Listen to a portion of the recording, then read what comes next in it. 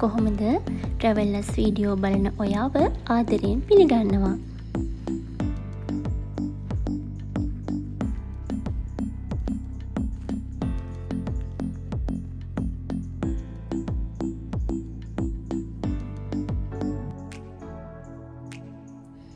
අපි අද මේ යන්නේ පිදුරංගලට.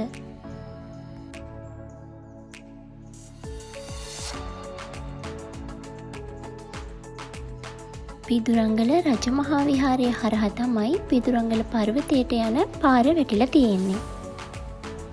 ඉතින් විහාරය හරහා අපි යන්න ඕන නිසා අපේ හිස් ඇසුම් පාවහන් ගලවල තමයි අපි විහාරයට ඇතුල් වෙන්න ඕනේ. ඒ විතරක් නෙමේ දරිස්සෙන් පහළට තියෙන ඇඳුමක් උරිස් ආවරණය වෙලා තියෙන විදිහ ඇඳුමක් තමයි ඔයාලා ඇඳගෙන යන්න ඕනේ. එහෙම නැති වුණොත් මෙන්න මෙතනදී ඔයාලට දනිස් ආවරණය වෙන විදිහට ෂෝල් එකක් සහ උරිස් ආවරණය වෙන විදිහට ෂෝල් එකක් මෙතනින් අඳලා තමයි යවන්නේ. අපිට ලස්සන සමනැල්ලු පොකුරක් හම්බුණා විහාරයේ ඉස්සරහම තියෙන මේ මල් ගහේ වහලා ඉන්නවා.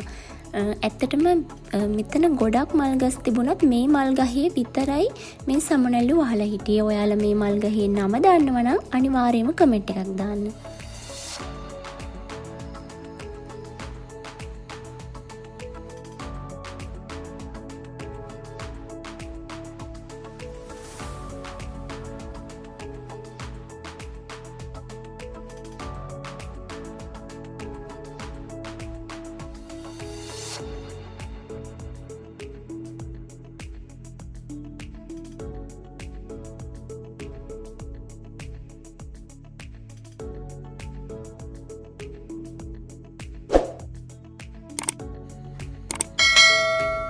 මේ තියෙන්නේ පිදුරංගල රජමහා විහාරයේ ලෙන් විහාරය.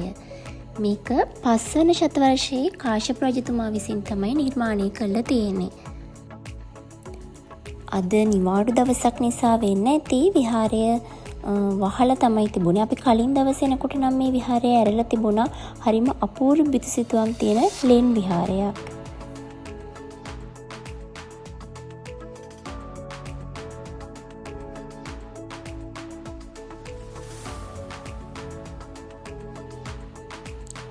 ඔන්න මෙතන ඉඳන් තමයි පිදුරංගල පර්වතයට නගින්න ගමන පටන් ගන්නෙ.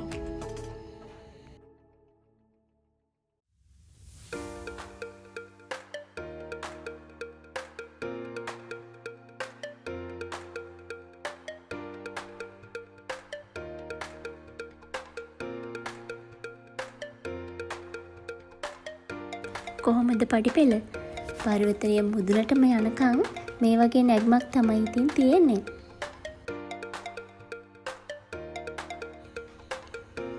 කැලයක් මැදින් මේ ගමන වැටලා තියෙන නිසා අවරශ්මිය වැඩිය දැනෙන්නෙත් නැහැ. ඉතින් පරිසරයේ සුන්දරත්වයේ විඳගෙන හිමිහිට මේ ගමන යන්න තමයි තියෙන්නේ.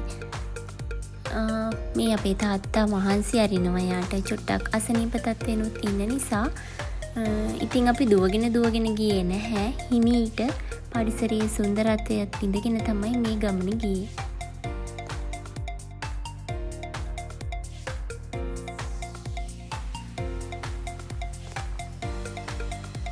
මෙතනදී මේ විශේෂයෙන්ම කියන්න ඕනේ ඔයාලා සීගිරියත් නැගලා පිදුරංගල නගින්න එනවා නම් එකම දවසේ. ඇත්තට මේක හරිම අමාරුයි. තරුණ කට්ටියට නම් ප්‍රශ්නයක් වෙන්නේ නැහැ. නිකන් අසනීපෙන් ඉන්න වැඩිහිටි කට්ටියට වගේ එකම දවසේ මේ දෙකම නගින්න අමාරුයි. ඉතින් ඕගොල්ලෝ පිදුරංගල නගින්න වෙනමම දවසක් දාගෙන ඉන්න. මොකද උඩට ගිහාම බලන්න ඒ ලස්සන විඳින්න ගොඩක් වෙලා ගත කරන්න පුළුවන්. ඉතින් ඒ නිසා පිදුරංගල එනවා නම් ඔයාලා වෙනමම දවසක් දාගන්න පිදුරංගල බලන්න එන්න.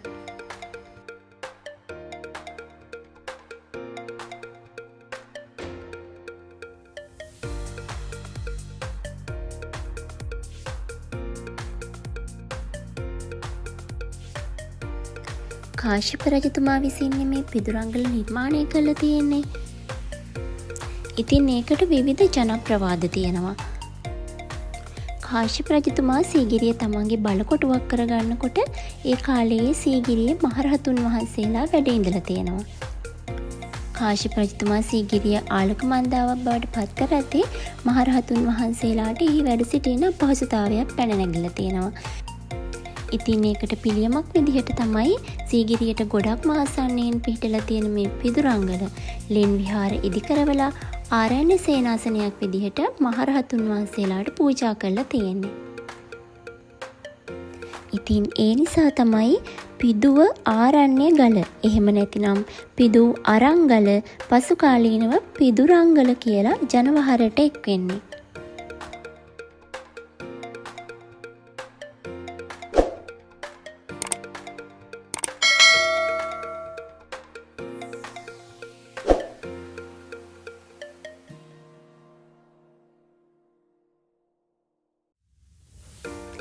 මේ තියෙන ලෙන් ඒ කාලේ මහරහතුන් වහන්සේලාට භාවනා යෝගීව වැඩ වාසය කරන්න ඉදි කරන්න ඇති කියලා අපිට හිතන්න පුළුවන්.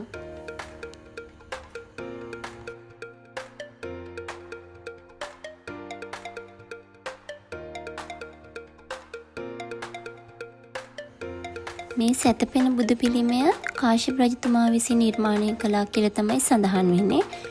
මැටි ගඩොල් හුණු මිශ්‍ර විශේෂ බදාමයකින් තමයි මේ පිළිමය නිර්මාණය කරලා තියෙන්නේ. ඒ වගේම තමයි අඩි 49 හමාරක් දිග මේ සැතපෙන පිළිමය. දැනට ලෝකයේ තියෙන පැරණිම සහ විශාලම සැතපෙන පිළිම වහන්සේ කියලා පොත්පත්වල සඳහන් වෙනවා. පේනවනේ නිදන් හොරුගේ ග්‍රහණයට ලක් වෙලා පිළිමය දැනට විනාශ වෙලා තියෙන්නේ.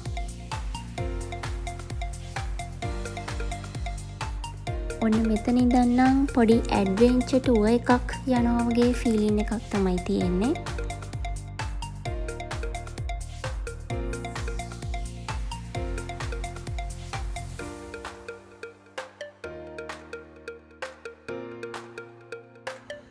මෙතන ඉඳන් ඉස්සරහට යන්න තියෙන නම් චුටක් අමාරු ගමනක්.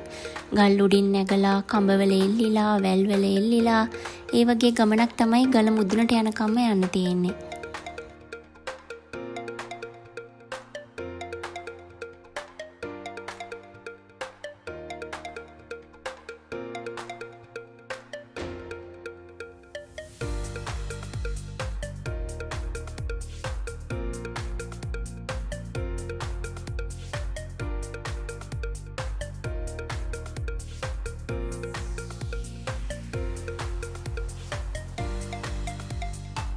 මෙතනදි කියන්න ඕනේ ඔයගොල්ලෝ මේ ලොකු බෑග් මළු උස්සගෙන එන්න එපා. ඇත්තට මේක ගමනට අමාරුයි.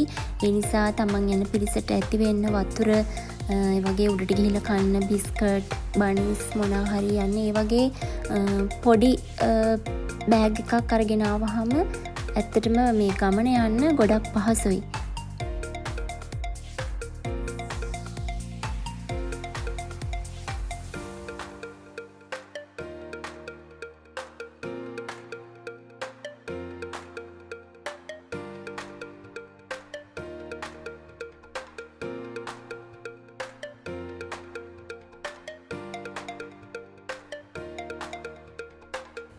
අපි කලින් පාර එනකොට දුල්ලිත ගොඩක් පොඩි. ඉතින් මේ පාර තමයි යාට හොඳ එක්ස්පීරියන්ස් එකක් ගන්න පුළුවන් වුණේ මේ ගමනේ යාට දැන් තේරෙන වයස නිසා.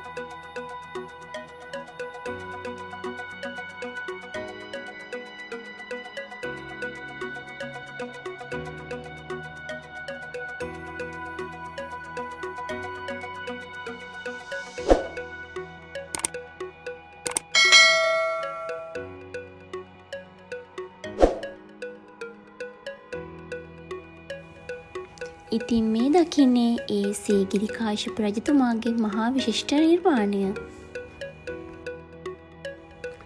කොච්චර අපහසු ගමනකින් මෙතැන්ට ආවා වුණත් මේ දින විව් එක දැක්කහම මේ හුළඟ වදිනකොට ඇත්තටම මාරම ෆීලින් එකක් ඒක. මෙතනින් තව ටිකක් උඩට යන්න පුළුවන් අපිට නැගගෙන. අපිට එතකොට අංශක 360ක විව් එකක් බලන්න පුළුවන්. මුළු වටේම ලස්සනටම බලන්න පුළුවන්. මෙතනින් තව ටිකක් උඩට නැග්ගාම.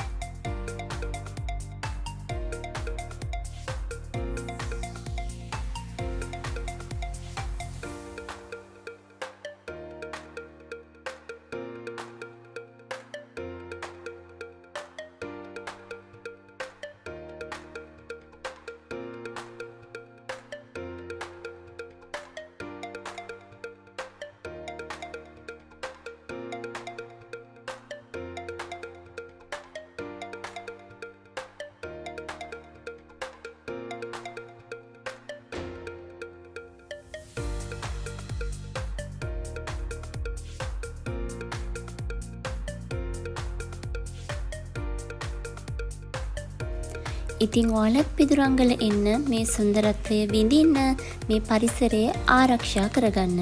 ඉතින් ට්‍රැවලර්ස් අපි තව වීඩියෝ එකකින් හම්බ වෙමු.